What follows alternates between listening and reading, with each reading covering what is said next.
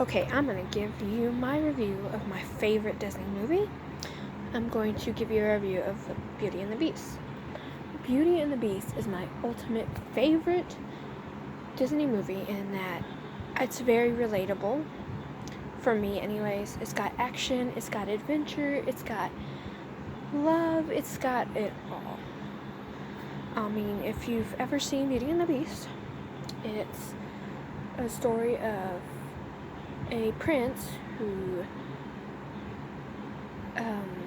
gets turned into the Beast, obviously, because he gets on the bad side of a witch, or an enchantress, whatever you want to call it. And so he has to find love by the time he is 21, when the last rose petal on his magical rose falls. Well, days go by and days go by, and then Belle, who lives in the village not far from his castle, she her dad's an inventor, and he goes off and he gets chased by wolves and ends up in the Beast's castle.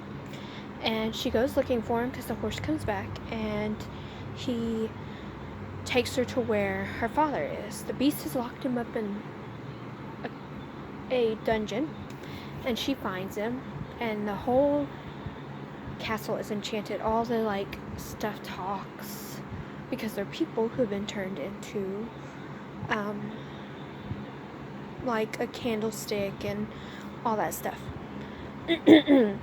And so Belle takes her father's place, and she gradually comes to like the Beast, even though she runs off and tries to escape because he got mad at her. And so she goes off into the woods and nearly gets eaten by a bunch of wolves, and he rescues her. And so that's where it starts. And then as the story progresses, he does little things to make her feel different about him. And then on the night he was going to tell her that he loved her, he let her go because she saw in his magic mirror that her father was sick. So she goes back and she finds her dad, and she takes him home and warms him up and tries to get him to feeling better. Well, while that happens, there's a guy named Gaston. He's the villain, and he comes because he thinks he's gonna marry Belle, and she's not interested, obviously. Well, they start talking about how her father's crazy, so they're gonna admit him to an insane asylum, and there's no Beast. And then Belle, who the Beast has given his enchanted mirror to, shows them that he actually exists. Well, Gaston uses this to his advantage and riles up the villagers, and they get together and make a mob, and they're going to go kill the Beast.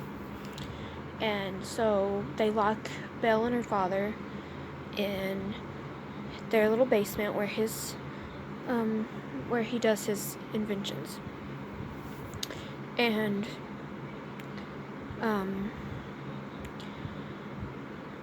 unknown to Belle,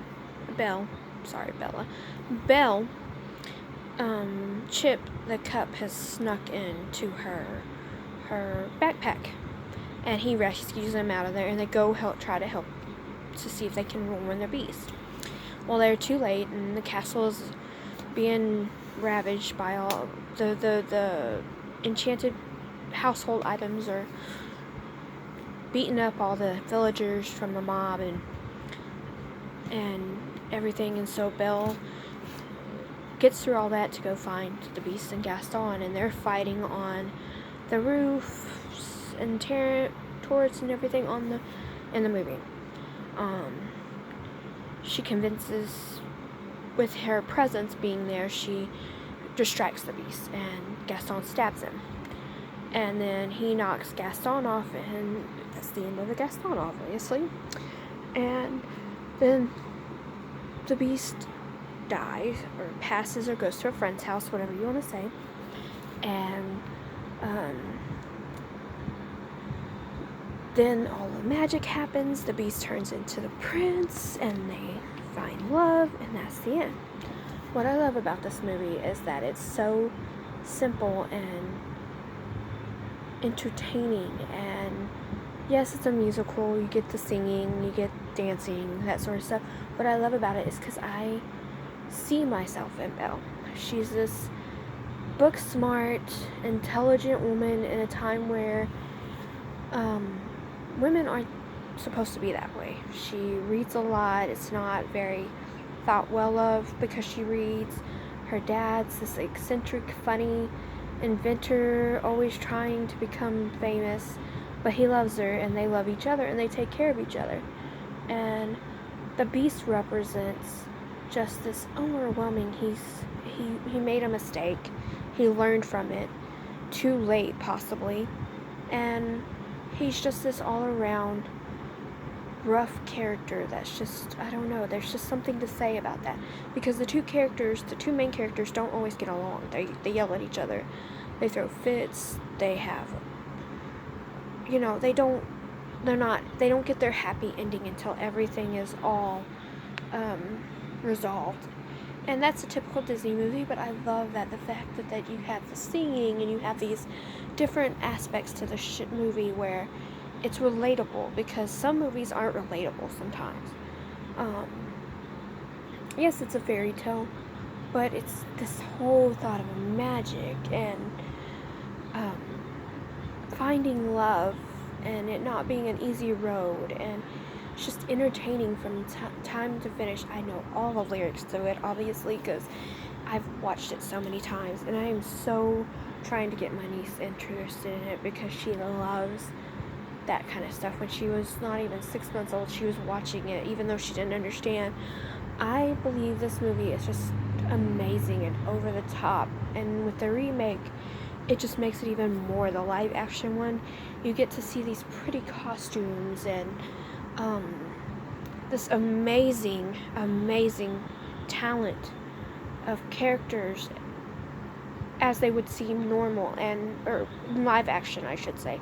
And I mean, I just love this movie because it's just all around fun and adventure, and you get the action with the fighting, and you get the love aspect, and you get the caring aspect, and the sense of being a family and having this huge family, even though they're not exactly human. I mean, they're human, but they're not. And it's just an amazing all-around great movie, and that's why I love Beauty and the Beast.